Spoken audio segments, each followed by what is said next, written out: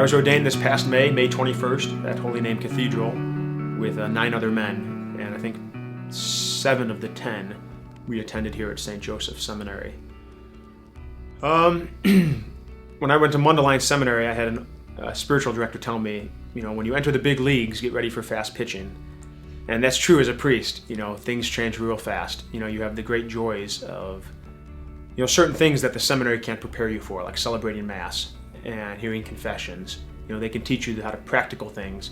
But when you stand there leading the people in prayer, it's very powerful. It's very moving, and you see the joy of priesthood, and you see, it gives you a lot of encouragement, and you see the fruit, like Christ said, a good tree bears good fruit. You see the fruit of formation for so many years.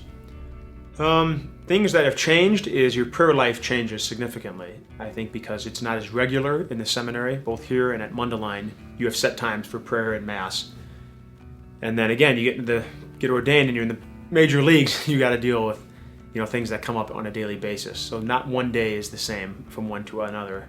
So your prayer life changes, but I think it grows deeper. It becomes more meaningful because you're praying for people that you know, or someone's child has just been diagnosed with cancer and they're 3, and they want you to pray for them, and it's serious. Or someone in the confessional, is really struggling with a virtue or with a vice, and you need to help them. So it becomes more personal and becomes more real.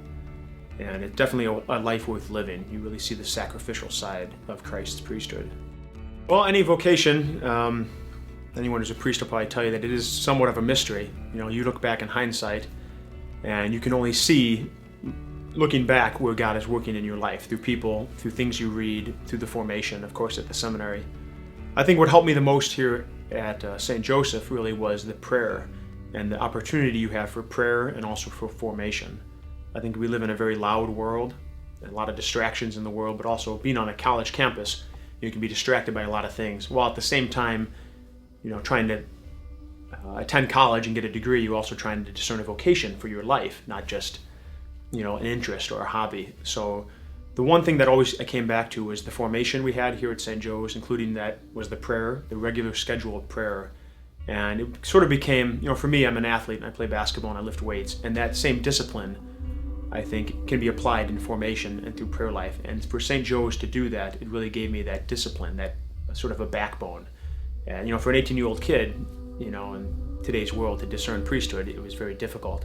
But as long as I kept coming back to formation and prayer, I think it gave me that discipline to actually ask the question and to actually listen, maybe to Christ saying, I'm calling you to be a priest. So, do I enjoy being a priest? Absolutely. It's, I think in the world, Thomas Aquinas talks about these 4 idols we jump around: pleasure, power, prestige, and honor.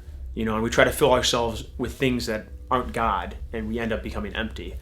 And, a lot of times there's temptation before you enter into a vocation to give your life. But after having been a priest, I realized that this is how Christ wants me to serve him as me, Phil Owen, but also in the church. And only by doing God's will, and I tell that to kids, whether it's priesthood, to be a teacher, a lawyer, being married, being single, that's your vocation, your secret between you and God. And that's the only thing that's going to give you authentic fulfillment and authentic happiness in life. And at times it's still a struggle daily. It's, every morning I have to get on my knees and say, help me just get through the day and rethink those promises I made, to lay down my life for the church. And it's difficult, but in that struggle and in that trial, even like in the cross and in Gethsemane, it's still a great joy, because you know that what you're doing is for Christ and not only for yourself. And when you go beyond yourself, I think that's when the fulfillment and really you experience what true love is. My name is Father Phillip Owen, and I'm a Catholic priest.